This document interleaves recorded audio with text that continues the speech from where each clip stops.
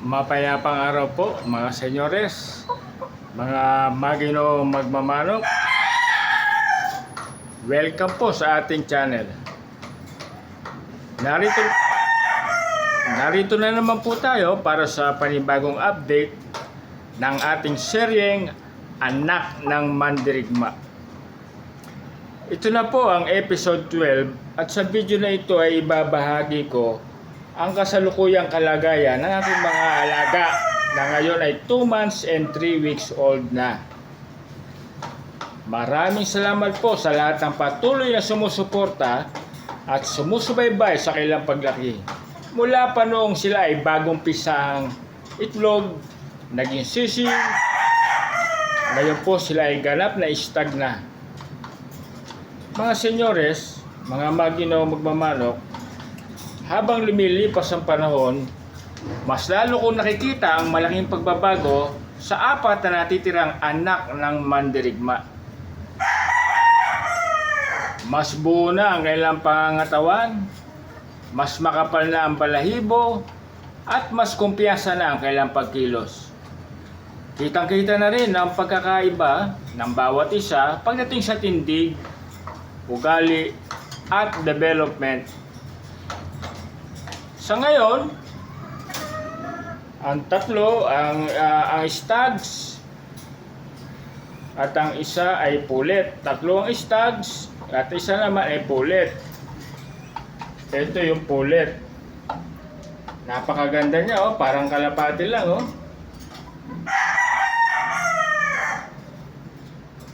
Ang bawat isa ay may kanya-kanyang katangian.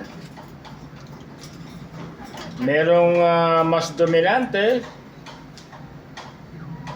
merong mas kalmado, at meron ding tahimik pero maganda ang paglaki.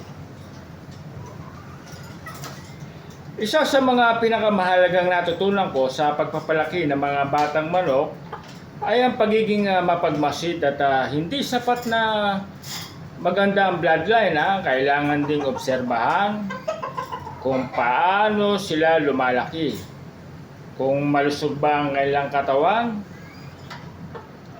at kung paano sila kumilos araw-araw. Habang pinagmamasdan ko sila,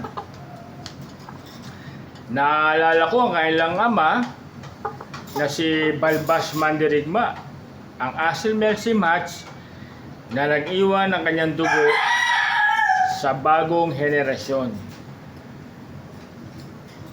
Bagamat wala na siya, ang kanyang legacy ay patuloy na nabubuhay sa kanyang mga anak. Mga senyores, mga magino magmamanok, ang magandang bloodline ay isang magandang simula. Pero ang tamang pag-aalaga, sapat na nutrisyon, malinis na kulungan, at tiyaga ng breeder ang tutulong upang maabot ng isang alaga ang kanyang buong potensyal. Kaya tuloy lang tayo sa pag-aalaga at pagmamasid. Hindi natin minamadali ang resulta. Binibigyan natin sila ng sapat na panahon upang maipakita ang kanilang tunay na kakayahan.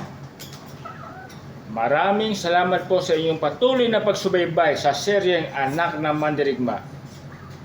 Kung nagustuhan nyo ang update na ito, huwag nyo pong kalimutang i-like, mag-iwan kayo ng komento, at mag-subscribe na rin po kayo sa ating channel. Ako po ay nagpapasalamat sa inyong lahat. Makita-kita po tayo sa episode 13. Kung saan muli nating susubaybayan ang paglaki ng mga anak ng mandirigma.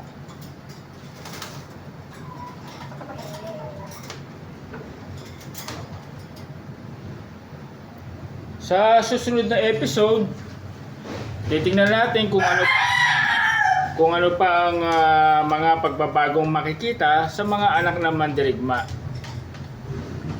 habang papalapit sila sa 3 buwan na taong gulang. Kaya huwag kalimutang mag-subscribe para hindi nyo ito ma-miss.